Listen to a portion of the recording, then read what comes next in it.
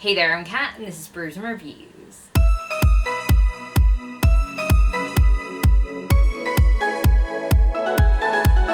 In today's video, I'm going to be giving you guys some recommendations for books to read during the summer. Now, these aren't necessarily books that are set during the summer. They're just books that I think have summer vibes, for whatever reason. I don't know exactly how to explain why I think some of these are summery, but they seem to sit in a place in my head that says, read this during the summer. So maybe you'll find the same thing. Some of them have legitimate summer reasons though. So with that in mind, let's get into my recommendations. First up we have Rosaline Palmer Takes the Cake by Alexis Hall. Now this book follows Rosaline as she is a contestant on what is the fictional equivalent of the Great British Bake Off. There's lots of cake shenanigans, but there's also a budding romance between her and potentially two other contestants who are very vastly different. One of them is kind of like suave and well educated, well spoken, and the other one is kind of more rough and tumble but like a really nice guy, and it's a really fun read. I read this one at the poolside and it just made me laugh out loud so many times, so I definitely say this one has sort of summer vibes. Also for me, I always think of the Great British Bake Off as a summer show. I know it's not in the summer, but it just feels like it should be. Maybe because they film it in the summer and it's always like boiling hot when they're in the tent, and it always makes me think of like sunshine and summertime, so that's why it has summer vibes for me. Next up we have The Carnelian Fox by Kay MacLeod. Now this book is a sci-fi adventure story that is kind of reminiscent of Pokemon. It's like, what if Pokemon were real? So these creatures are called Mayamon, and essentially what happened in this world is that people got all in with this Mayamon phase, and then they were like, I'm kind of bored now, and they like set all the Mayamon free, so there's a bunch of wild Mayamon out there, kind of making the world a pretty dangerous place. And this book is so interesting, and it's about this girl called Sam who sets out to become a Mayamon trainer. And the reason this has sort of summer vibes to me is because it's that kind of fun adventure story that like, I don't know, it has like a nostalgia and like a sitting down in the summer playing Pokemon.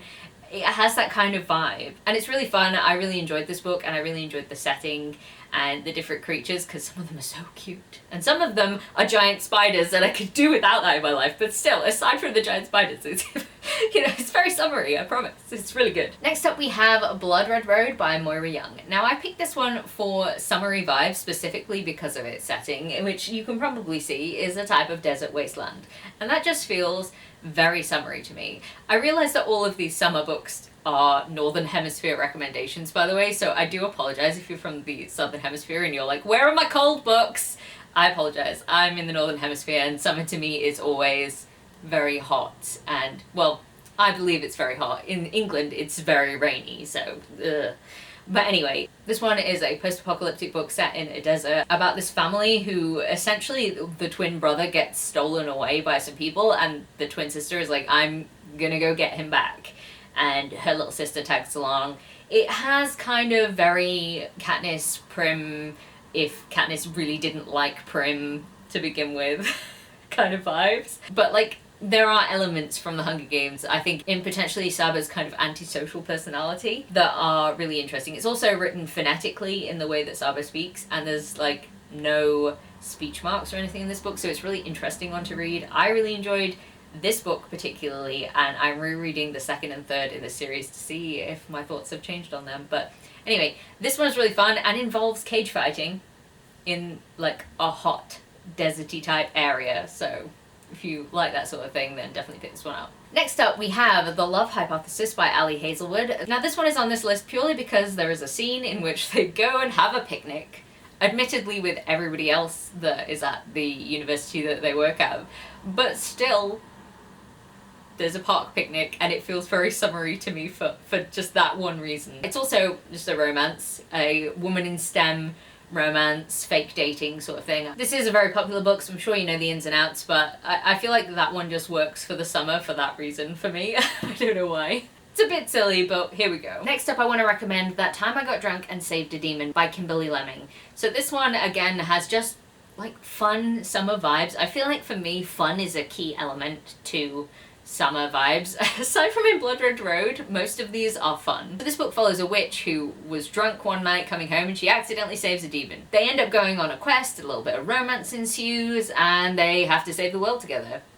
It's a fun time, the main character is very, very snarky, and the plot moves at a lightning fast pace. So this one's kind of a perfect one for a quick summer read. The next book on this list is actually a trilogy of books, and it's The Lord of the Rings by J.R.R. Tolkien. Yes, I know that this is kind of a predictable thing coming from me, but I reread these books in summer. If I am drawn to pick these books up, it's always in summer, and I don't know why. I just think there is an element of coziness to this. I'm pretty sure everyone knows what The Lord of the Rings is about. I just suggest that you read it in summer because it just feels right. And last on this list is It Happened One Summer by Tessa Bailey. Yeah, how could I create a set of summer recommendations and not include some that had the word summer in it?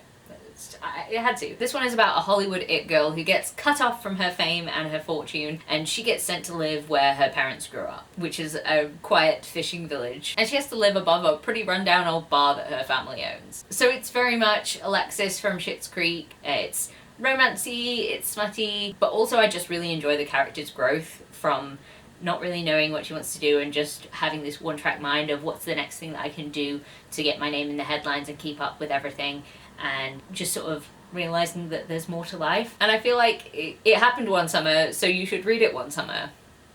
So there we have it. Those are some recommendations for books to read in the summer. If you have any recommendations of your own, please leave them in the comment, because I would definitely be on the lookout for some more summer books. And if you like this video, please leave a like, comment, subscribe, and I'll see you in the next one. Bye!